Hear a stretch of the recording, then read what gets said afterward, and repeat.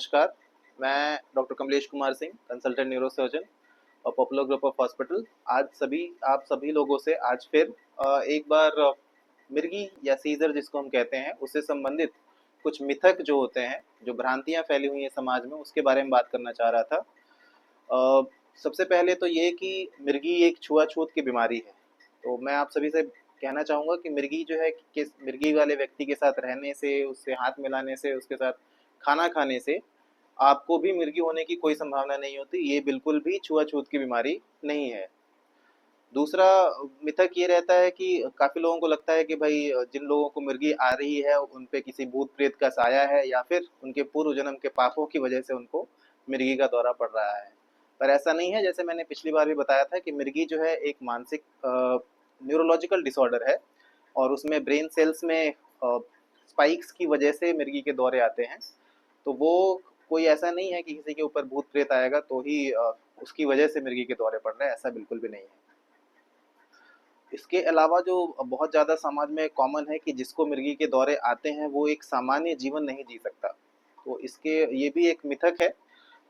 हमारे आसपास काफ़ी फेमस पर्सनालिटीज़ हैं जैसे कि जॉन्टी रोड्स, जिनको आप सभी लोग जानते होंगे, और फिल्म एक्ट्रेस फातिमा सना शेख। ये दोनों ही व्यक्ति जो हैं वो मिर्गी से पीड़ित व्यक्ति हैं और दोनों ही काफ़ी सफल व्यक्ति हैं। एक तो एक्टिव स्पोर्ट्समैन भी रह चुके हैं। तो मिर्गी से पीड़ित व्यक्ति बिल्कुल ही सामान्य जीवन और अपनी दिनचर्या, जॉब्स, फैमिली लाइफ सब कुछ सामान्य तरीके से जी सकता है। बस उसको कुछ चीज़ों का हमेशा ध्यान रखना पड़ता है और दवाइयाँ नियमित रूप से लेना पड़ता है। एक मिथक ये है कि अगर कभी किसी को झटका आ गया तो इसका मतलब कि उसको मिर्गी की बीमारी हो गई।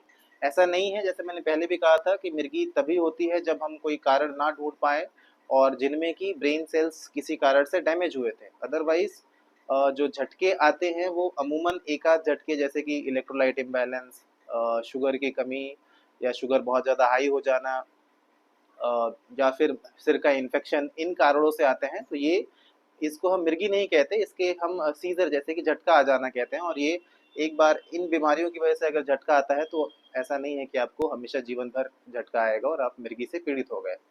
और इसके अलावा एक ये भी मिथक है कि मिर्गी की बीमारी सिर्फ बच्चों में पाई जाती है। ऐसा नहीं है। मिर्गी की बीमारी हर उम्र, बच्चे, बड़े और बूढ़ों, हर उम्र के व्यक्ति को अफेक्ट कर सकती है और सिर्फ बच्चों में नहीं पाई जाती।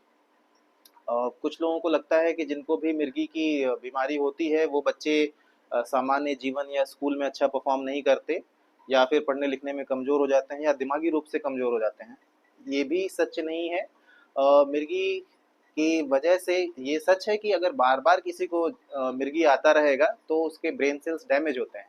पर जैसा मैंने कहा कि अगर उसका सही उपचार किया जाए तो फिर जो व्यक्ति है जिसको मुर्गी के दौरे आ रहे हैं वो एकदम सामान्य जीवन, स्कूलिस्टिक परफॉर्मेंस, जैसे कि उसका स्कूल में पढ़ाई लिखाई में, अपनी जॉब्स में बिल्कुल नॉर्मल जीवन व्यतीत कर सकता है। एक समाज में मिथक ये है कि भाई अगर किसी महिला को मिर्गी का दौरा आता है तो उसके बच्चे को भी मिर्गी होने की संभावना बहुत ज़्यादा है। ये भी सच नहीं है। पहले की कुछ दवाइयाँ ऐसी होती थी जिसमें कि हम कहते हैं कि भाई अगर आप प्रेग्नेंट हैं तो आपको वो दवाइयाँ नहीं लेनी चाहिए क्योंकि उनका बच्चे पे असर होता है। तो आज इस आधुनिक युग में पिछले 5-10 सालों में जितना भी हमारे मेडिसिन्स ने ग्रो किया है, उसमें आज ऐसी-ऐसी दवाइयाँ हैं जिनको कि अगर आप लंबे समय तक भी लेते हैं तो आपको कोई भी नुकसान नहीं होता। तो डेफ़िनेटली अब प्रेगनेंसी बच्चे को जो है माँ से मिर्गी का दौरा ट्रांसफ़र नहीं होता। एक और मिथक ये है कि भैया जिसको भी मिर्गी का दौरा आता है उसको बेहोशी हमेशा होगी और हाथ पैर एकदम, जैसे कि हम फिल्मों में बहुत ज़्यादा दिखाया जाता है कि जो झटका आ रहा है तो मरीज जो है बिल्कुल बेहोश हो जाएगा और हाथ पैर एकदम कांपने लगेंगे। ऐसा नहीं होता। मिर्गी का दौरा जो है बहुत प्रकार के होते हैं। जैसे पिछले वीडियो में मैंने बताया था कि कुछ लोगों के वो निर्भर करता है कि ब्रेन का कौन सा हिस्सा जो है अफेक्ट हुआ है। अगर वो हिस्सा जो हमारे देखने में काम आता है यानी कि विजुअल सेंटर्स अफेक्ट हुए हैं तो हो सकता है कि मरीज को सिर्फ ब्लैकआउट्स की तरह लगे, हमेशा एक अचानक से अंधेरा छा जाना।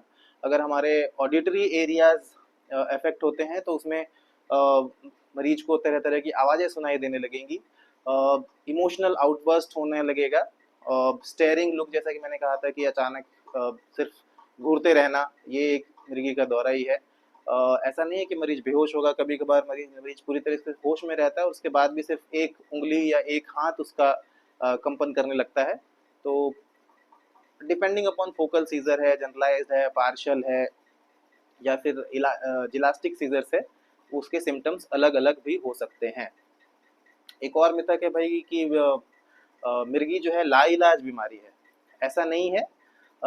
आज के समय में मिर्गी का इलाज 100% संभव है। लगभग 70% लोग तो बिल्कुल ठीक हो जाते हैं, वो भी साल 2 साल के इलाज में ही।